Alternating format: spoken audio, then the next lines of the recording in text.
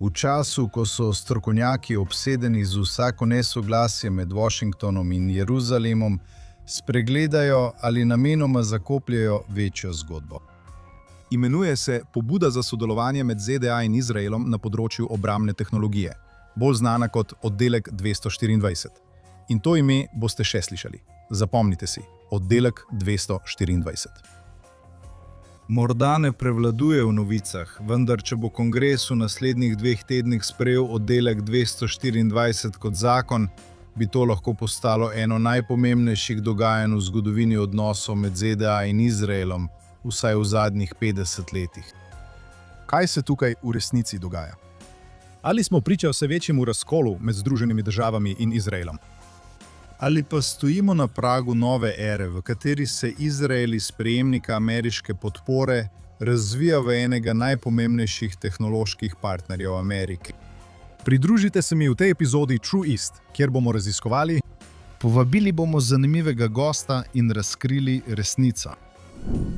Dolga leta je hrbtenica odnosa med Izraelom in ZDA temeljila na memorandumu o soglasju, slavnem MOU, ki Izraelu zagotavlja približno 3,8 milijarde dolarjev letne vojaške pomoči. Ta okvir, kot smo že govorili v tem podcastu, je bil vzpostavljen v drugačnem obdobju.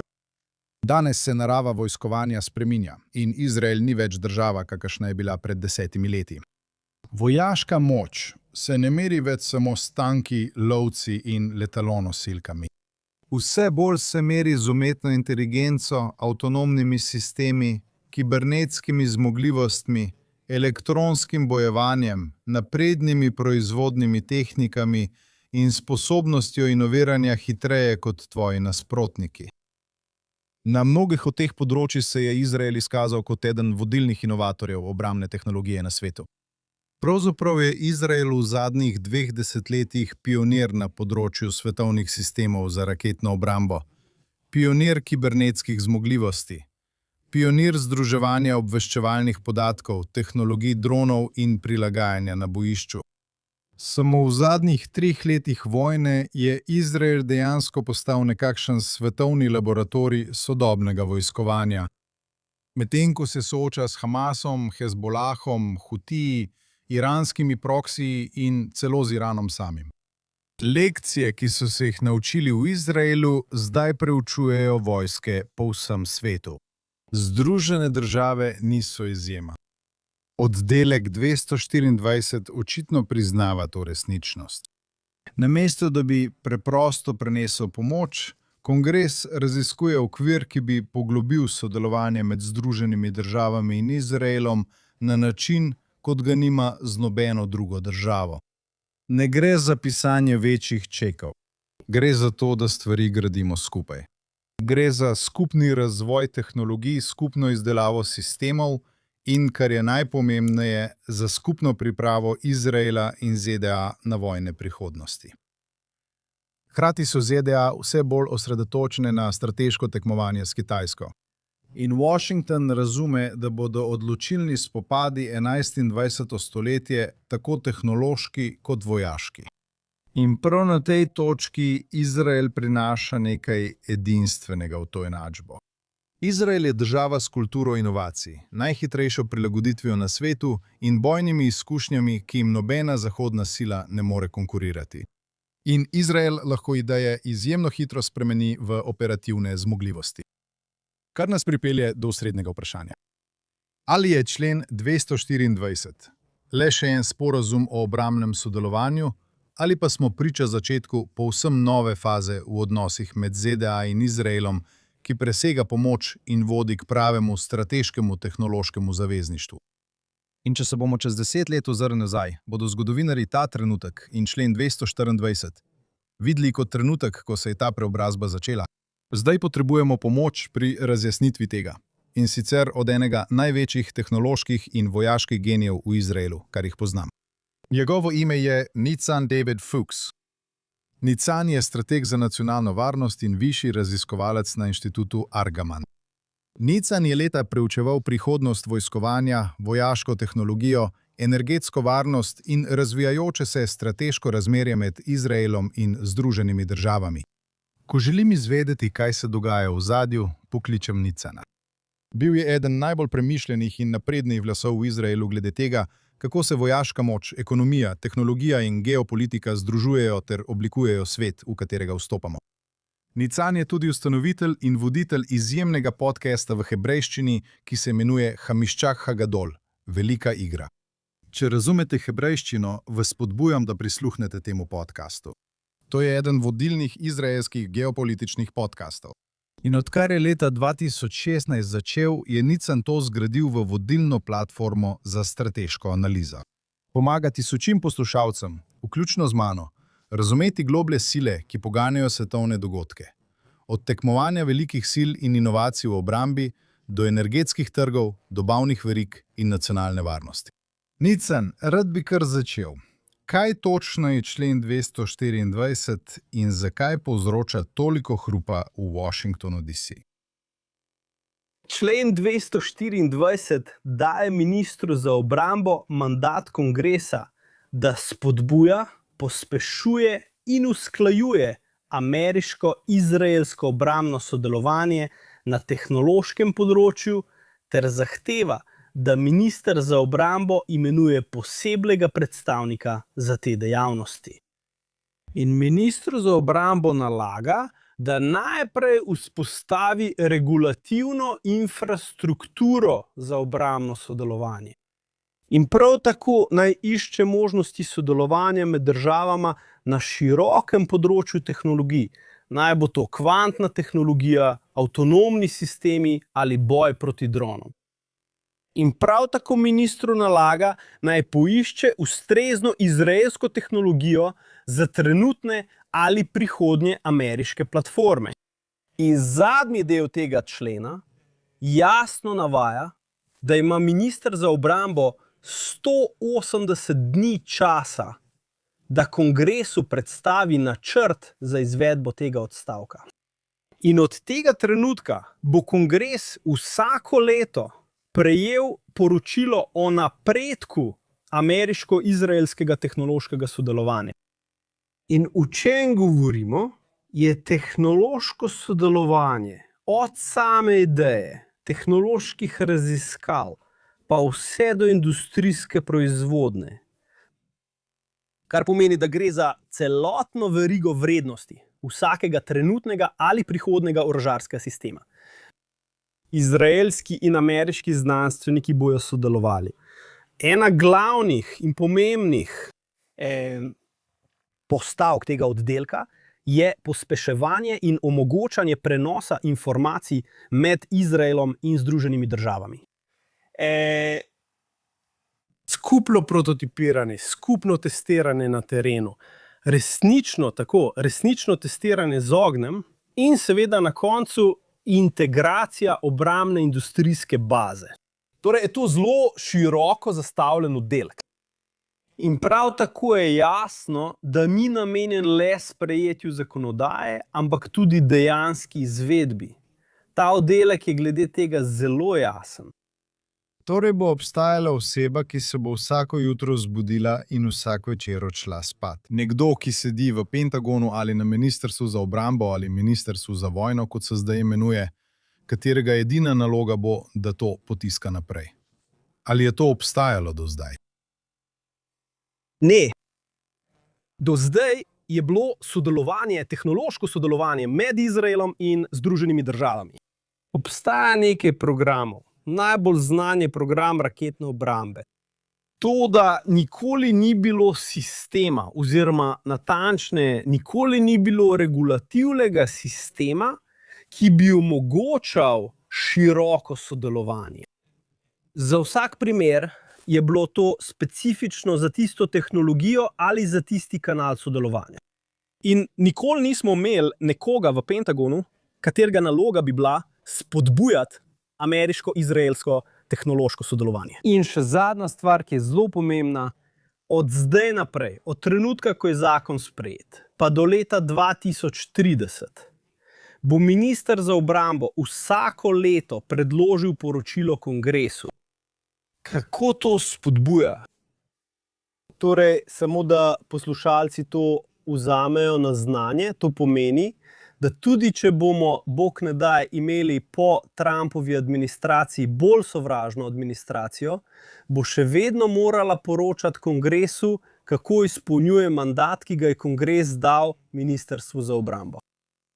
Torej, tudi če imamo sovražnega predsednika, je navsezadnje to pod nadzorom kongresa in je dejansko uzakonjeno. Tako mora Ministrstvo za obrambo nadaljevati s tovrstnim sodelovanjem. Točno tako. Oddelek 224 je del NDAA za leto 2027.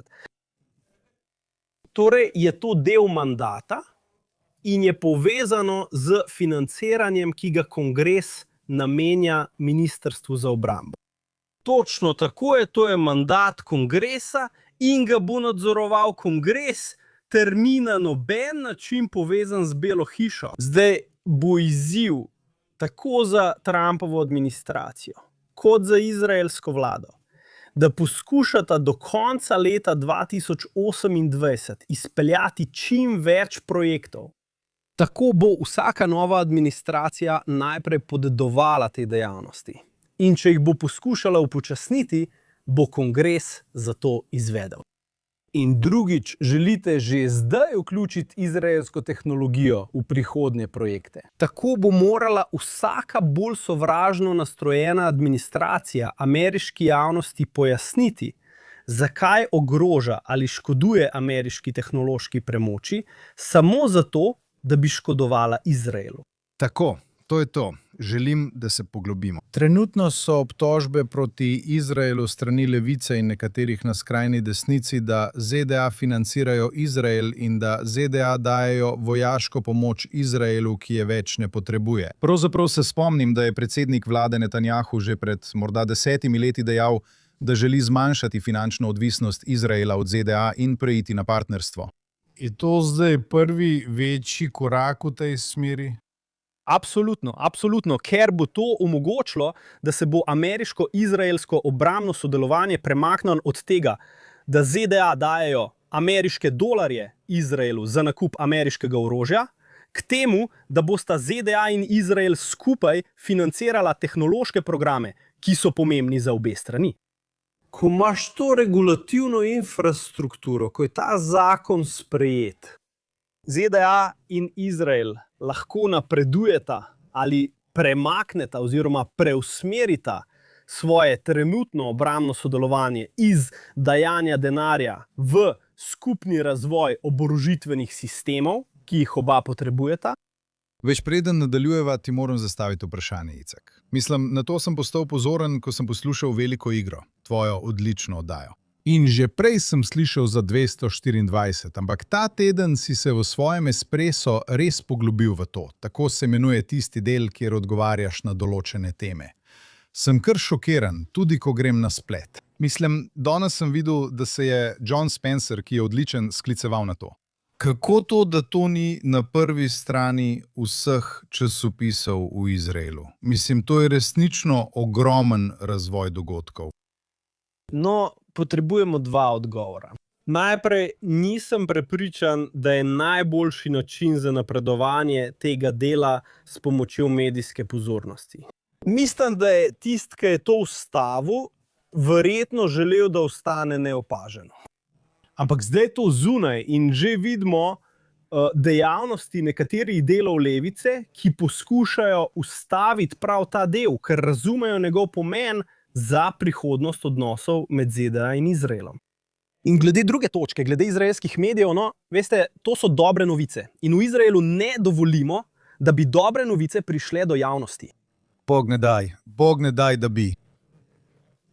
Optimistični morali biti optimistični, kar je ironično, ne? Ker izraelsko prebivalstvo je po Galupovih anketah nenehno ocenjevano kot eno najbolj optimističnih prebivalstev na svetu.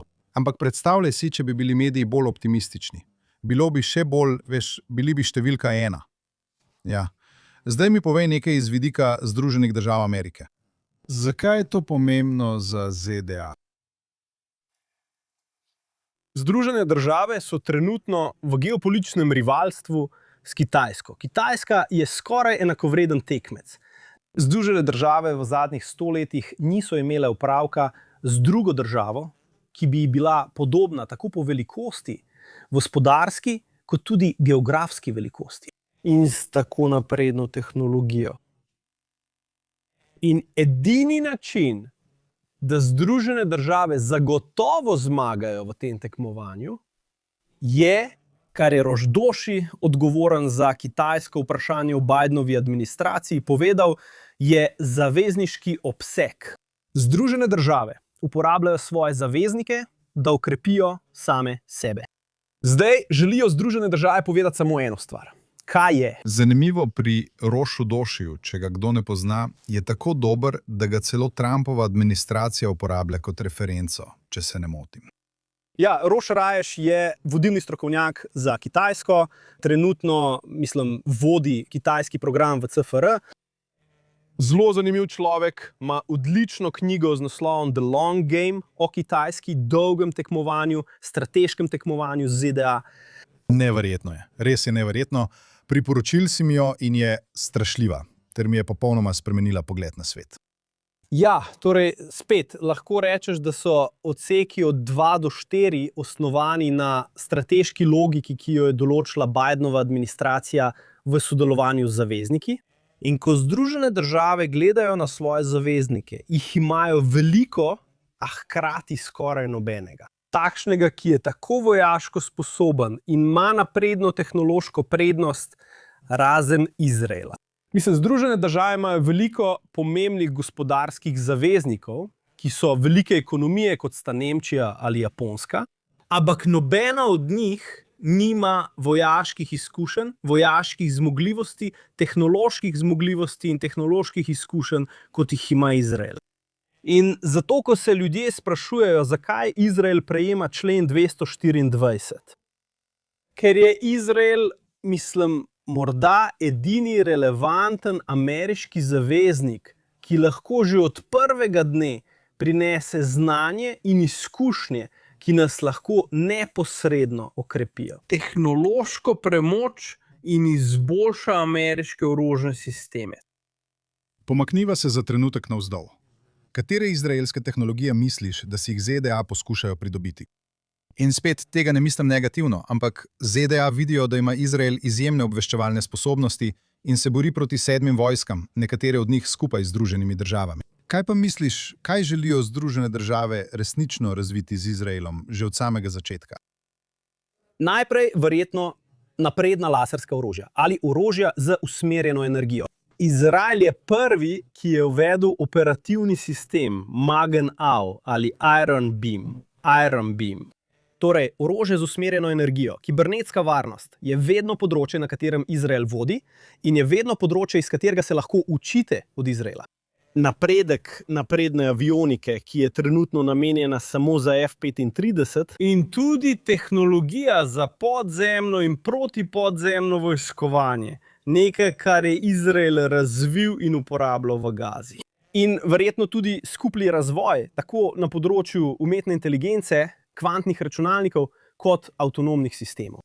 Tukaj Izrael trenutno nima prednosti, vendar ima človeški kapital. In obe državi bosta imeli koristi od skupnih prizadevanj. Torej, iz ameriške perspektive dobivajo izraelsko iznajdljivost, bojne izkušnje in najsodobnejšo tehnologijo. Kar pa Izrael običajno dobi, je finančni partner, ki je 100-krat večji od nas ali kolikorkoli večji od nas. Kaj Izrael pridobi s tem dogovorom? No, najprej finančno sodelovanje za finančno podporo skupnemu razvoju. Drugič, zagotavljanje tehnološke premoči ZDA. In tega ne pravim ironično ali celo idealistično.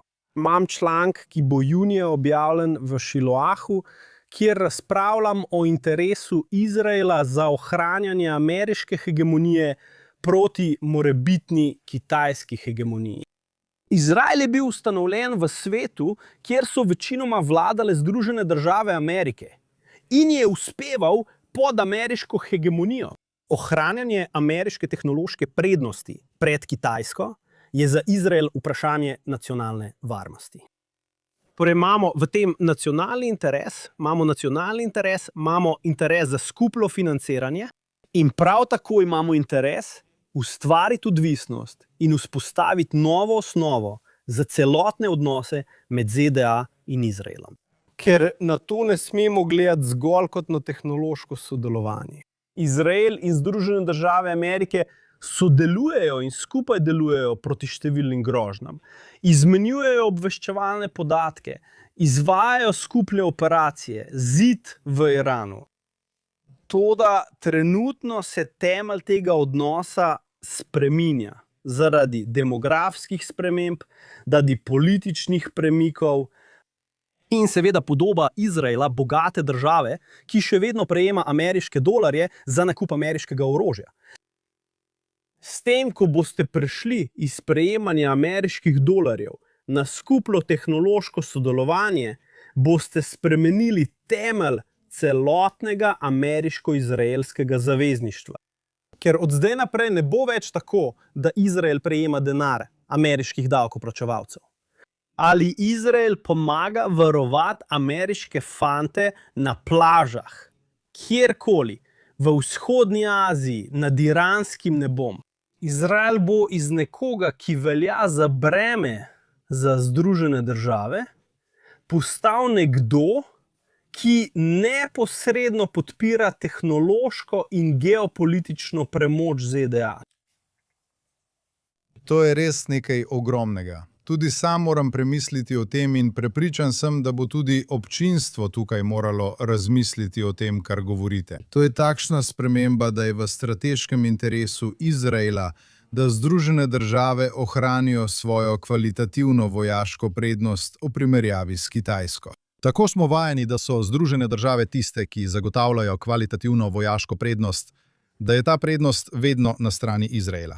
Zdaj mora Izrael poskrbeti, da bodo to Združene države, ker Izrael vidi Kitajsko, ki se dviga na obzorju s partnerstvi s Severno Korejo, Rusijo in Iranom. Naj kmalu ne počiva v miru. Torej, najprej pojdimo k bistvu.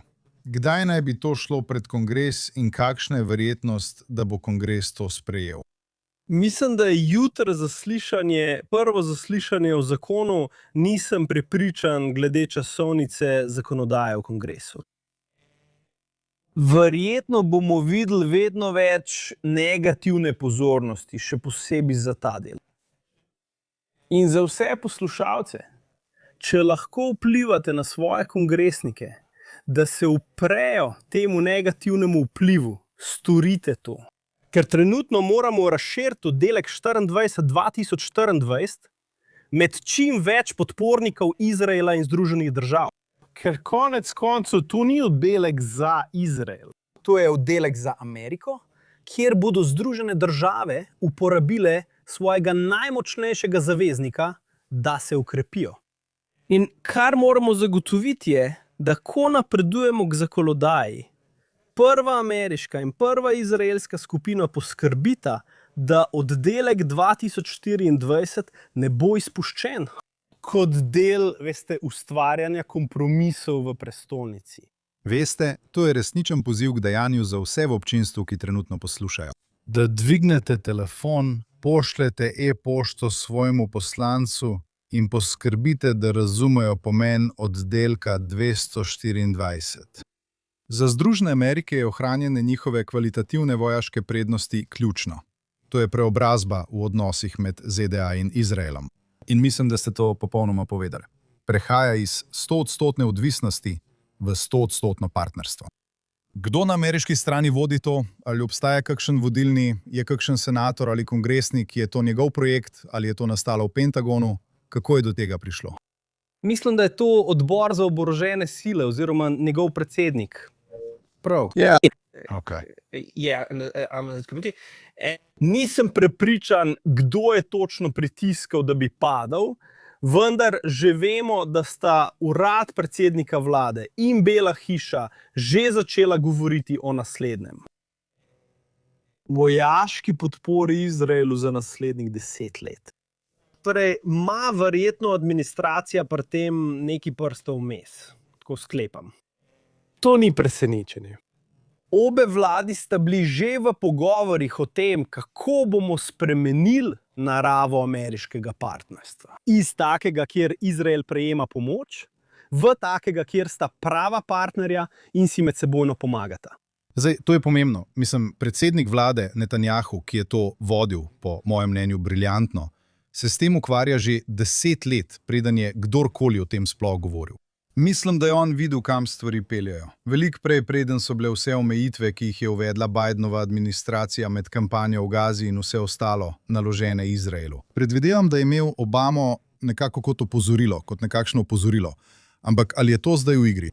Misliš, da je to namesto memoranduma o soglasju, ki zagotavlja vojaško pomoč, ali bo to v povezavi z njim in bomo videli zmanjšanje vojaške pomoči, medtem ko bomo videli povečanje v 2-4? Mislim, da bi si izraelska stran vsaj želela postopno zmanjšanje financiranja v okviru memoranduma o soglasju, preprosto zato, ker smo že sklenili pogodbe za večletno dobavo, ob predpostavki, da bomo dobili še en memorandum o soglasju.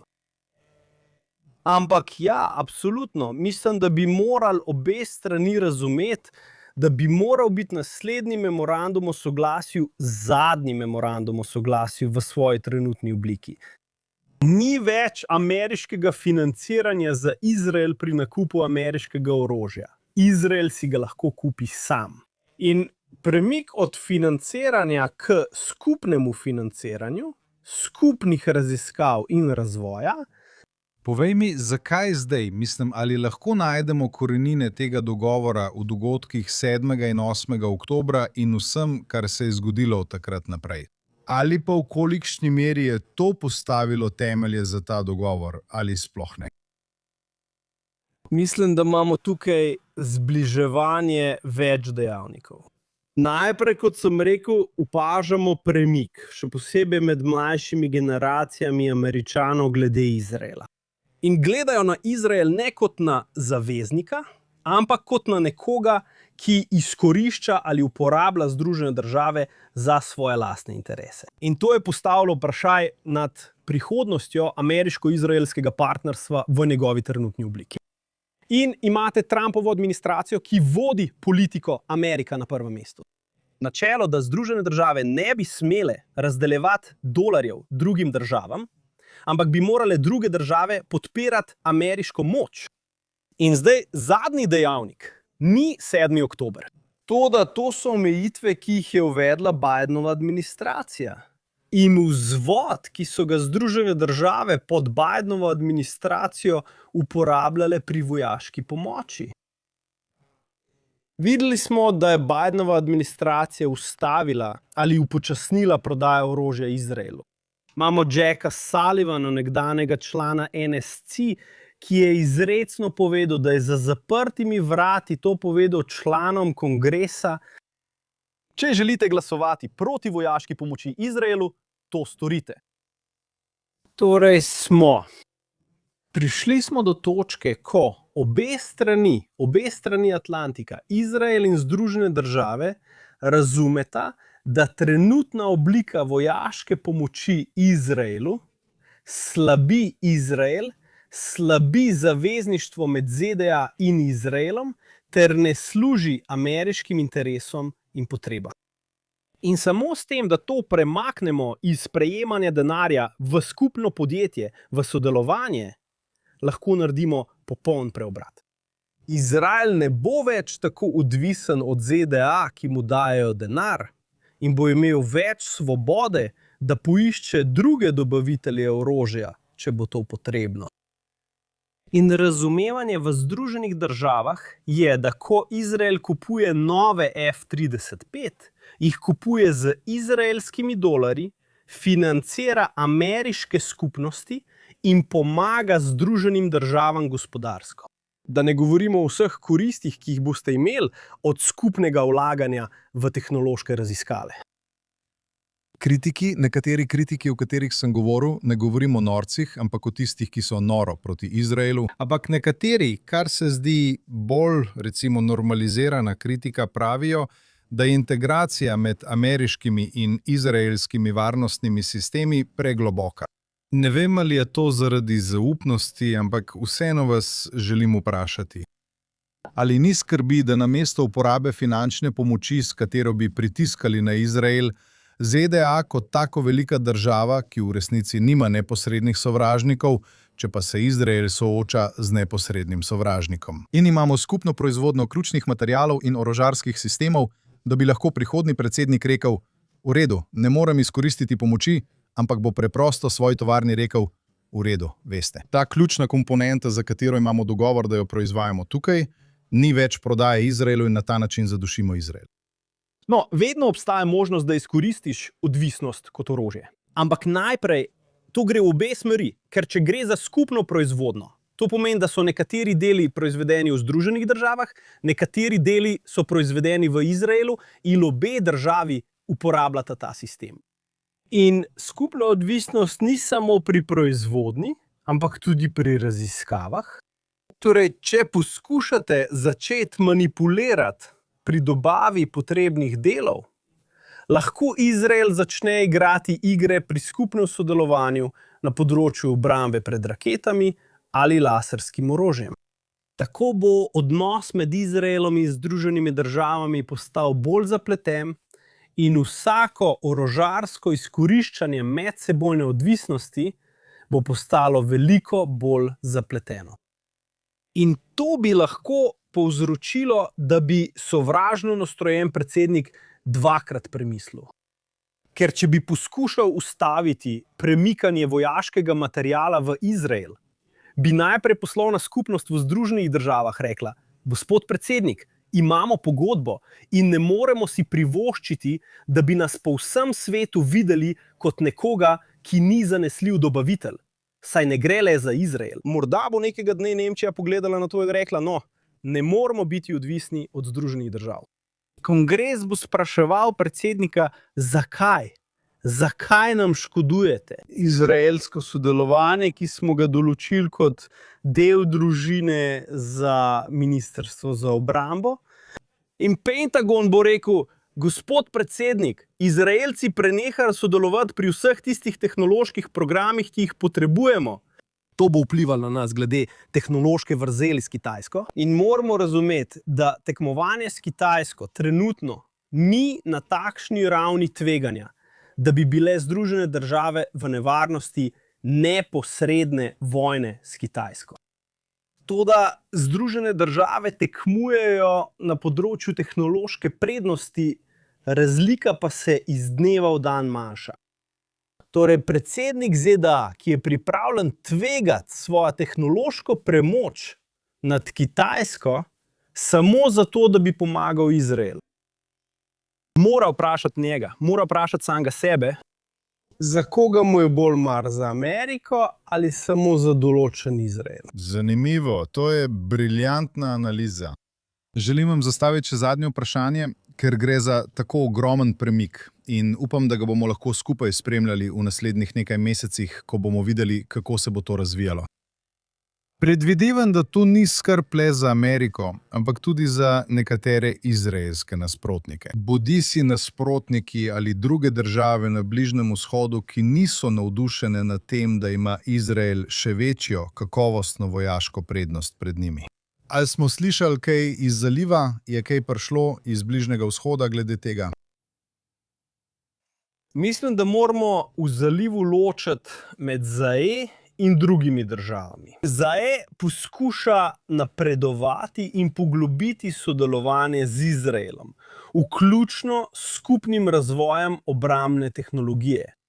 Torej, ZAE razume, da ima Izrael kvalitativno vojaško prednost in želi biti del tega. Druge zalivske države veste, morda niso navdušeni nad tem, da bo Izrael še povečal svojo tehnološko premoč nad njimi.